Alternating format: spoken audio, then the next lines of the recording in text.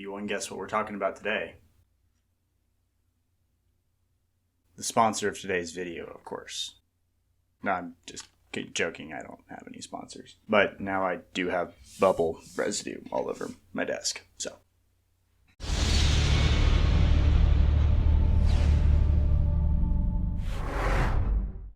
How's it going, everybody, and welcome back to another episode of Killmark Collectors. If you didn't already guess, today we're talking all about bubbles. We're going to be walking through 5 different uses and types of deployments for interdiction destroyers and cruisers here in Eve Echoes. Interdictors were first released back, I think, in October. For players like myself who had never played Eve Online, it represented one of the biggest changes in the game. No longer could you just autopilot through nullsec as long as you had a fast enough align time.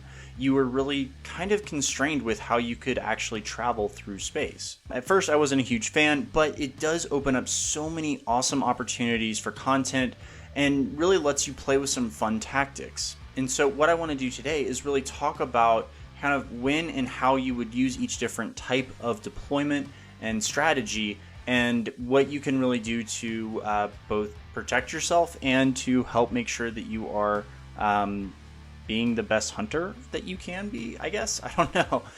But either way, let's start with number 1. Now, number 1 is going to be the most probably traditional and standard type of bubble that you've seen. The way that this works is that either a interdictor destroyer is going to be orbiting the gate, dropping bubbles periodically, so that you basically have kind of that 15-kilometer radius around the gate where people can spawn when they jump in, covered. And then if you have an interdiction cruiser, you can actually, if you have the right skills, you can actually sit at 0, bubble the entire gate, and cover that entire area as well. The main benefit here is that you are likely going to catch pretty much anybody warping into the gate, again with the exception of interceptors. But you're going to be catching anybody coming into the gate and anybody jumping through the gate. This is great if you've got a large fleet that can quickly DPS down somebody, if that's even a word, DPS down, I don't know. Either way, if you can burn somebody down quickly, you can stop them from getting back to the gate. This is a great strategy.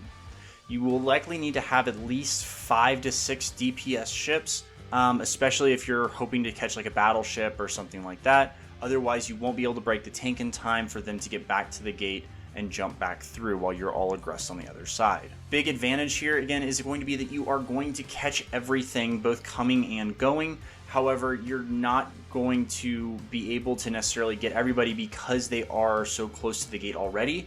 If you have a good pilot who knows what they're doing, they can usually burn back to the gate either before you're locked on and applying full DPS or applying a scram or web to stop them, or they can simply slow boat their way there and keep their tank up long enough to get through that gate. The other big disadvantage here is that if something jumps in that you are not able to handle, let's say that you have a fleet of 5 ships and a fleet of 10 jumps in, you can get wiped very easily because you're in your own bubbles. The way that you really avoid this is by having eyes on both sides, one system in front of where you have your gate camp set up and one system behind, or where people are jumping in. You should have enough information to be able to burn out of that bubble and then jump to either another system or a safe spot or something like that. Number 2 is going to be the drag bubble. Now, I'm going to go ahead and just say that I have not seen a legitimate reason for why drag bubbles work so far. If somebody knows, please leave a comment down below. Every time it's been explained to me, people have tried to use like, oh, your navigation computer and your warp drive and it does this, blah, blah, blah. There's always some sort of flaw. I don't really understand why it does or does not work, but basically what a drag bubble is, you will line up your bubbler or your dictor or hictor in line with a celestial, and then also with the location that you are landing, that you want people to land on, whether that's a station or a gate. Now, when you do this, in theory, basically, is there's an imaginary line from where the person is warping all the way to where the gate is, and then extends past that into space for infinity. And as long as your bubble is on that line that extends to infinity, you will actually pull people away from the gate, even if it's in front of you, and they will land on your bubble, and you can then kill them.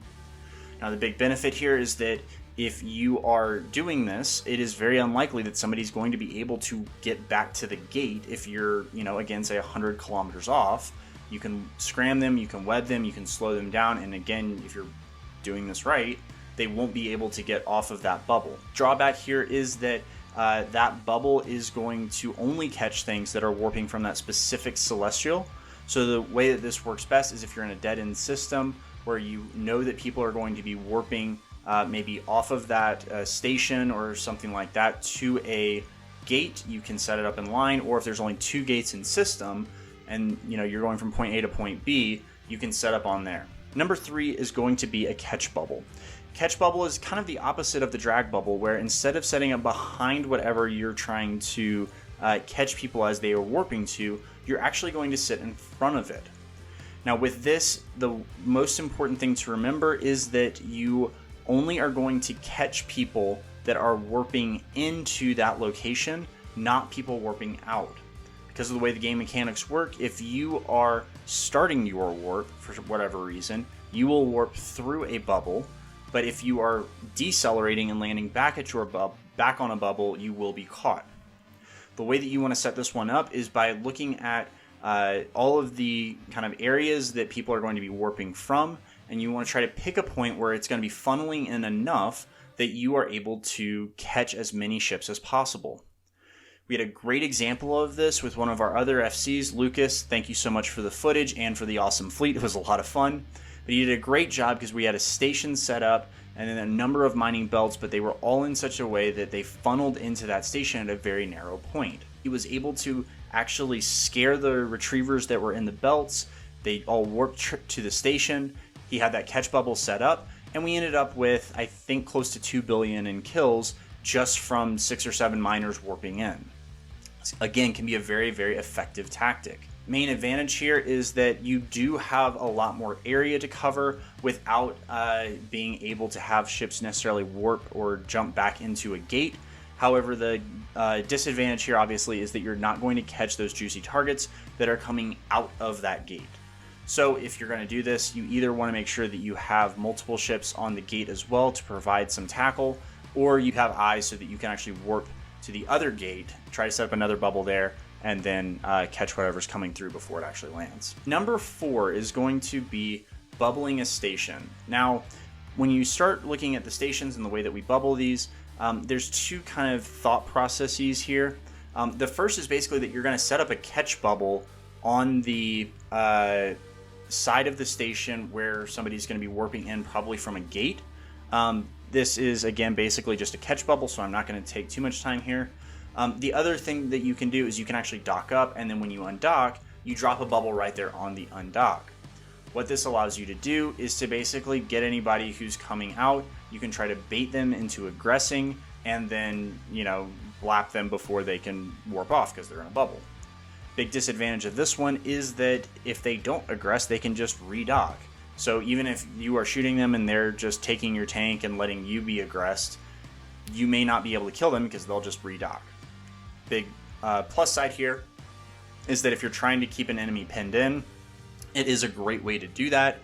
So if, for example, you know that your fleet is going to be moving through a system with maybe a bestower or something like that, and you're trying to limit the enemy's mobility, this is a great way to do it because you can really get them all bunched up together and really restrict the enemy's movement. Final use case for bubbles today is going to be in a fleet and as a fleet control mechanism. In the current meta, one of the biggest killers of ships is not the enemy, but rather server lag and disconnects. And unfortunately, until this gets fixed, and armor gets fixed, and shields get fixed, and blah, blah, blah, we're really just kind of stuck with the fact that you can have a bubble with 50 or 60 ships, and it's basically impenetrable if you've got enough logi. What happens though is that as ships disconnect, they warp off. When they reconnect, they will come back in at the point that they disconnected, which could be a dozen or more kilometers away from that bubble if the bubble's moving. In order to prevent this, what will happen is you can have a hick actually sit in the bubble, in the shield bubble, put up their warp disruption bubble, and then anybody who disconnects will actually stay in that bubble rather than disconnect and warp off somewhere else. FCs will still need to be very aware of this, and you want to make sure that you do this with a hick so that you can take that bubble down at will, as opposed to a destroyer interdictor, which is going to leave that bubble behind and you're not going to have any control over when it goes down. With this, again, the big disadvantage here is that you are in a bubble. So if the enemy is able to quickly get a cloaky warp in or something like that and drop a bunch of brawlers on top of your head, you are probably going to be pretty slow to react, because you're going to have to wait for that bubble cycle to end, take it down, and then try to get everybody warped off. The other big disadvantage here is that if you do accidentally catch something, let's say that as you're moving, you go across a gate, you can have somebody stopped, a couple 100 kilometers from a station where you think you're safe. This is pretty rare and pretty unlikely, but it is something that I want to call out. So if you're an FC using this trick, just be aware that, again, you're basically setting up a catch bubble, and you need to be very conscious of where those warp-ins are going to be coming from. Alright guys, so that's it for today. Let me know what your thoughts are down below. Was this a fairly comprehensive and helpful list of how to use bubbles, or was there something else that you would like to see and that you're hoping that we can kind of talk about more in the future? And again, if anybody knows what the in-game lore for the drag bubbles are, I'd love to know. I still don't get them. I think it's a broken mechanic that is just either not very well explained or just lazy development. I don't know which. But either way, please let me know down in the comments below if you have an actual answer. So with that, guys, thanks so much. As always, like, subscribe, do all of the things, and I will see you in the next video. Fly safe.